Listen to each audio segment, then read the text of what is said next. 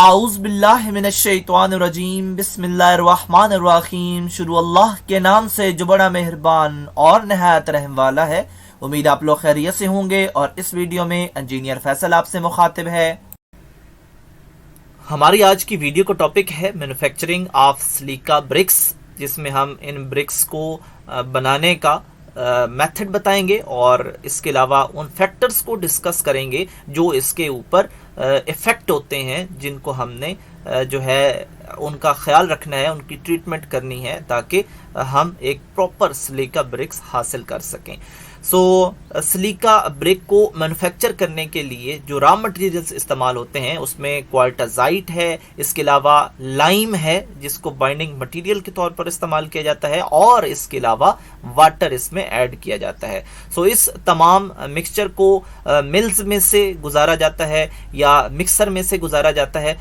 Pain مل کے ذریعے اس مکسچر کو پیسٹ میں کنورٹ کیا جاتا ہے، یا ایک مکسچر ہے جس کو ہم revolving bottom counter flu mixer کہتے ہیں۔ اس کی مدد سے بھی اس اوپر والے مکسچر کو ایک پیسٹ میں کنورٹ کر دیا جاتا ہے، جس کو ہم پلاسٹک پیسٹ کہتے ہیں۔ پلاسٹک پیسٹ کا مطلب ہے کہ اس کے اندر مولڈنگ کی پراپرٹیز موجود ہیں، ان کو ہم مولڈ کر سکتے ہیں، ان کی شیپس بنا سکتے ہیں ڈفرنٹ۔ اس پلاسٹک پیسٹ کی جب مزید ہائی ٹمپریچر پہ ٹریٹمنٹ کی جاتی ہے، تو جو لائم ہے وہ فیوزیبل کیلشیم سلیکیٹ بناتا ہے، جو کہ ایک بائنڈنگ مٹیریل کا رول پلے کرتے ہیں۔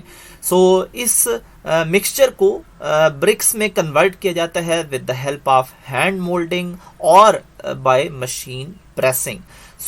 ان کے لیے جو پیسٹ تیار کیا جاتا ہے، اس کے اندر جو موئسچر پرسنٹیج ہے وہ اس ہینڈ مولڈنگ اور مشین پریسنگ کے حساب سے ڈفرنٹ رکھی جاتی ہے۔ ہینڈ مولڈنگ کے لیے اس کے اندر موئسچر جو ہے وہ 7 سے 9% ہوگا، جبکہ ہائیڈرالک پریس کے لیے 4 سے 5% موئسچر موجود ہوگا۔ اگر لوور موئسچر کنٹینٹس اس مکسچر میں شامل ہوں گے تو ہائر مولڈنگ پریشر کی ضرورت پڑے گی۔ اگر اس پلاسٹک پیسٹ میں موئسچر کی اماؤنٹ انکریز ہو جائے گی، تو پھر جو مولڈ سے حاصل ہونے والی برک ہے وہ ہمیں ایک پراپر سائز کی نہیں ملے گی۔ مے بی اس کا جو ٹاپ ہے وہاں سے کٹی ہوئی ہو، جو اس کی سائڈز ہیں وہاں سے کٹی ہوئی ہوں، یا وہ بالکل ہی ایک پریسڈ صورت میں موجود ہوں۔ اس لیے ایک پراپر شیپ اس ہائی موئسچر کی وجہ سے ہمیں حاصل نہیں ہوگی۔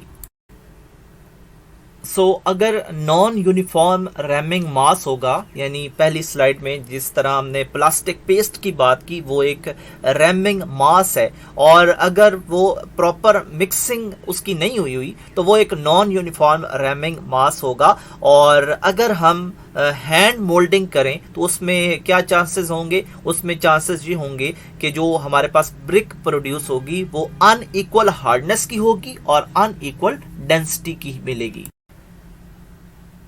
اگر ہم برکس کی پروڈکشن کے لیے مشین مولڈنگ کا استعمال کرتے ہیں تو اس کے نتیجے میں ہمیں ہائی ہارڈنس اور یونیفارم ڈینسٹی کی برکس حاصل ہوں گی۔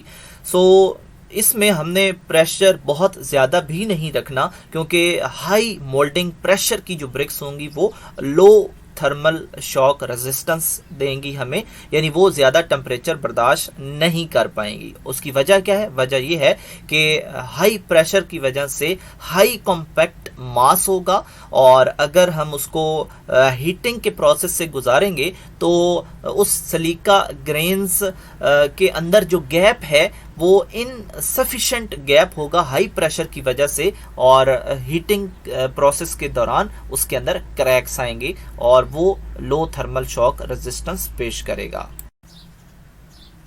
اگر ہم برکس کی شیپ کے لیے ٹوگل پریسنگ یا ہائیڈرالک پریسنگ کا استعمال کریں تو اس کے نتیجے میں جو برکس حاصل ہوں گی وہ ہائی بلک ڈینسٹی کی ہوں گی، لو پورسٹی کی ہوں گی، اور ہائی کولڈ کرشنگ اسٹرینتھ کی ہوں گی۔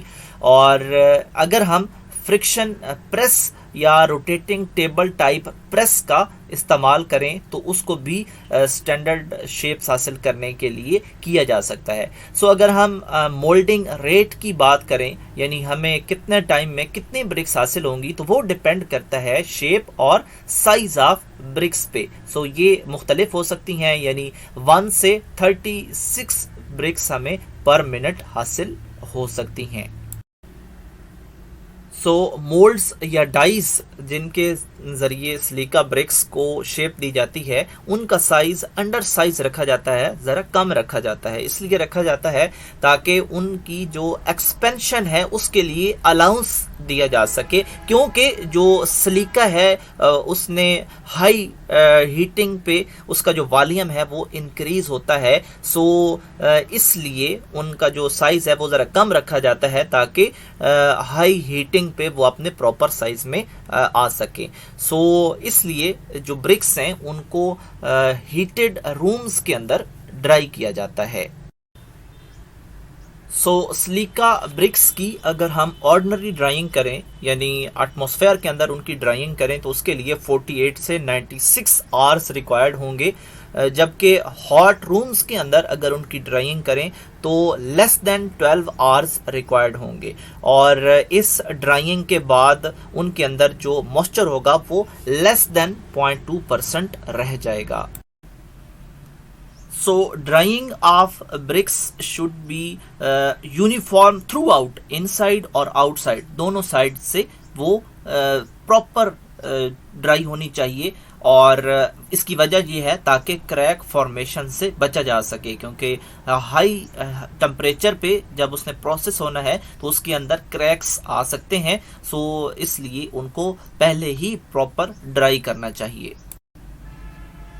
سو برک ڈرائنگ کے لیے ٹنل ڈرائرز کا بھی استعمال کیا جاتا ہے, جس میں سٹیم یا ہاٹ فلیو گیسز جو کہ کلن سے آ رہی ہوتی ہیں ان کی فائرنگ کر کے بھی ان کو ڈرائی کیا جا سکتا ہے.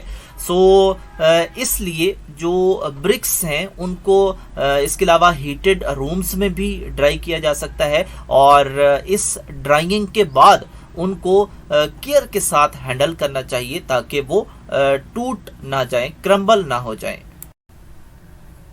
برک ڈرائنگ کے لیے ٹنل ڈرائرز کا بھی استعمال کیا جاتا ہے, اور اس میں کاؤنٹر کرنٹ کانٹیکٹ ہوتا ہے, یعنی ایک ٹنل کی سائڈ سے ان برکس کو انٹر کیا جاتا ہے اور سیکنڈ سائڈ سے جو بھی ہاٹ مٹیریل ہے, چاہے وہ سٹیم ہے چاہے وہ فلیو گیسز ہیں, ان کو انٹر کروایا جاتا ہے. سو اس لیے جو ہمیں ٹنل ڈرائر سے پروڈکٹ حاصل ہوگی وہ ایک یونیفارم پروڈکٹ ہوگی, یونیفارم ڈرائنگ حاصل ہوگی. سو اس کے علاوہ جو ہیٹڈ رومز کے اندر ہم ڈرائنگ کرتے ہیں تو اس کے بعد جو برکس ہیں ان کو بڑی کیئرفل ہمیں ہینڈل کرنا پڑے گا, کیونکہ وہ ٹوٹ سکتی ہیں.